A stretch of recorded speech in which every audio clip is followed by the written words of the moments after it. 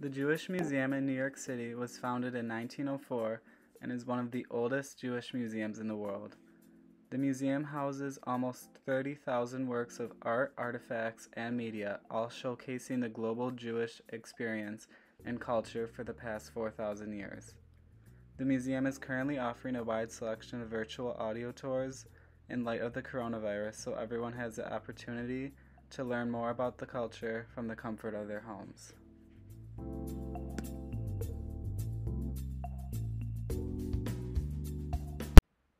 The first piece of culture I viewed was the Russ and Daughters mural that depicts a very important aspect of the eating rituals of Jewish culture, representing the history of European Jews, especially cafe life. Women would oftenly say, "Please give me a nice one," when asking for a smoked salmon. This added a sort of intimacy of exchange that the woman felt that this man was going to give her a very nice fish, which was very important. A kosher diet consists of three categories: dairy, such as milk, yogurt, and cheese; meat, including kosher animals that comply to the regulations of kashrut, which are dietary laws; and finally, pariv, which is a Yiddish word for neutral, which includes foods not dairy or meat like nuts, fruits, tofu, and so on. Since kosher meat isn't always available, fish became a very important staple of the Jewish diet.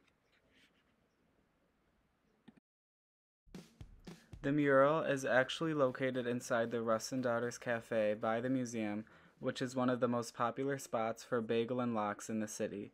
Lox is the Hebrew word representing brined salmon. The next artifact on the tour deals with the cultural event of Passover. This is called a Miriam cup. They are used during a Seder, which is a ritualized meal during Passover. Passover celebrates the liberation of the Israelites from Egyptian slavery. The holiday festival lasts for 7 to 8 days in the spring. Traditionally, they would place a cup of wine on the table for the prophet Elijah. The Miriam cup holds water because the water from the bottom of Miriam's well sustained the Jewish people as they traveled through the desert towards freedom. In tradition, after they crossed the Red Sea, Miriam sang and played the tambourine, so the cup also plays music. Passover is a very core holiday for the Jewish culture for many reasons. It represents being a stranger in a strange land, becoming enslaved, and then being redeemed.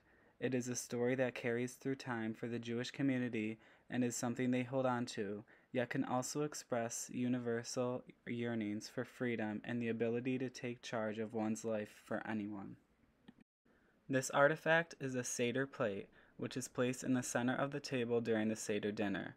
It contains ritual foods that symbolize both slavery and freedom, bitter herbs that represent the bitterness of slavery in Egypt, and the springtime greens celebrating freedom. Not only do they eat the foods, but they remember and acknowledge what they represent at all times.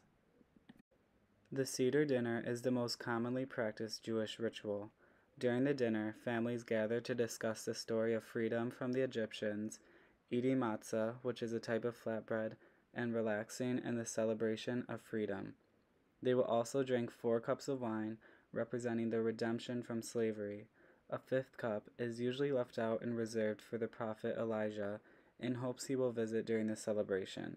The 5th glass must be unconsumed, representing future redemption if needed.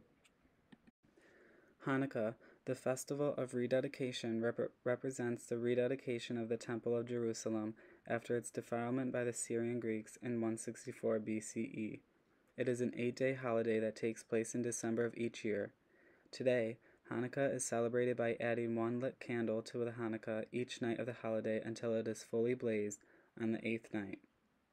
Families gather and play games such as dreidel and gifting each other with Hanukkah gifts.